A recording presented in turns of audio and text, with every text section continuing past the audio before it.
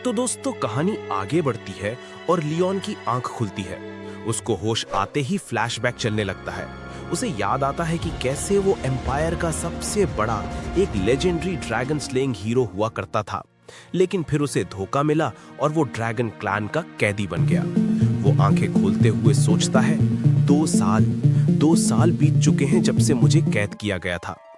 लेकिन जैसे ही वो पूरी तरह होश में आता है और अपने आसपास देखता है, उसके होश उड़ जाते हैं। वो किसी अंधेरे सीलन भरे डंजन में नहीं, बल्कि एक बहुत ही शानदार और आलीशान कमरे में था। एक राजा महाराजा जैसा बेडरूम, नरम नरम बिस्तर, खूबसूरत पर्दे, सब कुछ एकदम परफेक्ट। वो हैरानी से उठकर बैठ जाता है और सोचता है, मैं कहाँ हूँ? तभी कमरे का दरवाजा धीरे से खुलता है और एक छोटी सी नीली आंखों वाली बहुत ही प्यारी बच्ची अंदर झांकती है। वो मासूमियत से कहती है, हे, आप उठ गए? लियोन उस बच्ची को देखकर उसकी क्यूटनेस पर फिदा हो जाता है। उसके मुंह से बस एक ही चीज निकलती है, सो क्यूट। अब बेचारा लियोन जो 2 साल से बेहोश था, उसका दिमाग एकदम घूम जाता है। वो सिचुएशन को अपने हिसाब से समझने लगता है। वो अपने सर पर हाथ रखकर कहता है, अच्छा तो ये बात है, मैं धीरे धीरे सब समझ गया। वो खुशी से उस बच्ची की तरफ इशारा करके बोलता है, मैंने इंसानियत के लिए इतने महान काम किए हैं, इसका मतलब मैं जरूर मरने के बाद स्वर्ग में पहुंच गया हूं।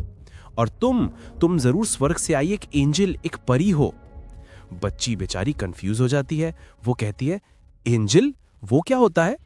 लियोन एकदम प्यार से उसके पास जाता है और पूछता है, हेलो छोटी परी, तुम्हारा नाम क्या है?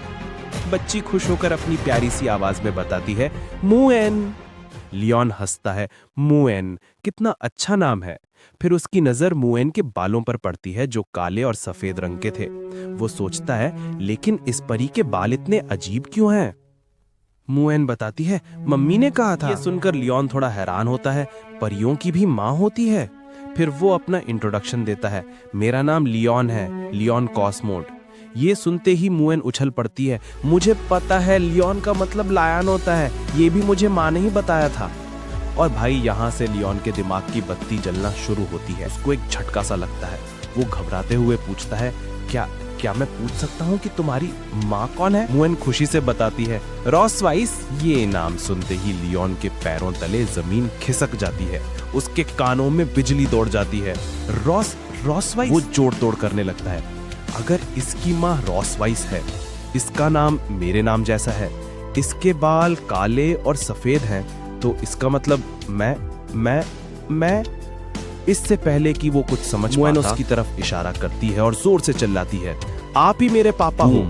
लियोन के दिमाग पर इतना बड़ा बॉम्ब गिरता है कि वो बेचारा इस सच को बर्दाश्त ही नहीं कर पाता और करंट लगने जैसा रिएक्शन देकर वहीं बेहोश हो जाता है। तभी मुएन अपनी माँ को आवाज लगाती है, माँ देखो, पापा उठ गए। और तभी शान से एंट्री होती है क्वीन रॉसवाइस की। वो मुएन को पकड़ती है और कहती है, हाँ, मुझे पता है।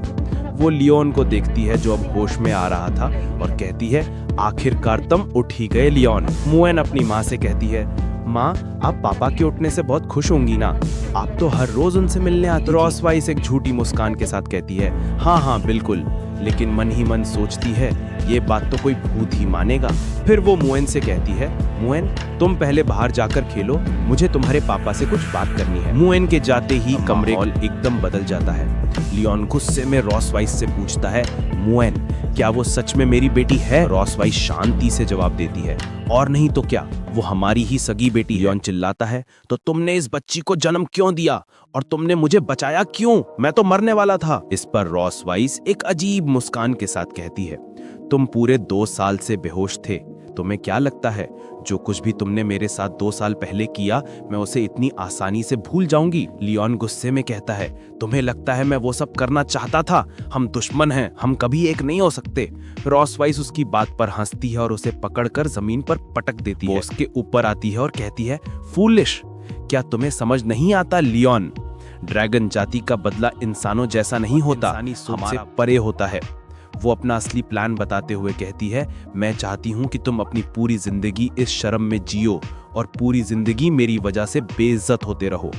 एक ड्रैगन क्वीन के लिए इंसानों के सबसे महान ड्रैगन स्लेयर को अपना गुलाम और अपने बच्चे का बाप बनाना एक बहुत बड़ी शान की बात है। और फिर वो उसके चेहरे के पास आकर कहती है, तो चलो शुरू करते हैं। रियॉन के ऊपर एक जादुई निशान बनाने की तैयारी करती है। वो कहती है, मैं तुम्हारे ऊपर अपना खुद का ड्रैगन का निशान चाहती हूँ। लियोन बेबस होकर चिल्लाता है, रुक जाओ रॉसवाइस, लेकिन रॉसवाइस उसकी एक नहीं सुनती। वो बताती है कि ये निशान लियोन की गुलामी का सबूत बनेगा, जिससे वो हमेशा के लिए उससे बंध जाएगा और कभी उसे छोड़ नहीं पाएगा। रॉसवाइस का असली मकसद इससे भी बड़ा है। उसका प्लान लियोन को पूरी दुनिया के सामने बेइज्जत करना है। वो कहती है कि जब इंसान अपने सबसे बड़े ड्रैगन स्लेइंग हीरो के सीने पर ये ड्रैगन का निशान देखेंगे तो उन्हें एहसास होगा कि उनका हीरो अब एक ड्रैगन का खिलौना बन चुका है। इसके बाद कोई भी ड्रैगन क्लैन से दुश्मनी करने की हिम्मत नहीं करेगा। यही है ड्रैगन जाति का बदला, जो इंसानी सोच से बिल्कुल परे है। रॉसवाइस के लिए इंसानों के सबसे बड़े हीरो को अपना गुलाम और साथी बनाना एक शान की बात है। अब देखना यह है कि लियोन इस जिल्लत को कैसे सहता है और कहानी आगे क्या मोड़ लेती है।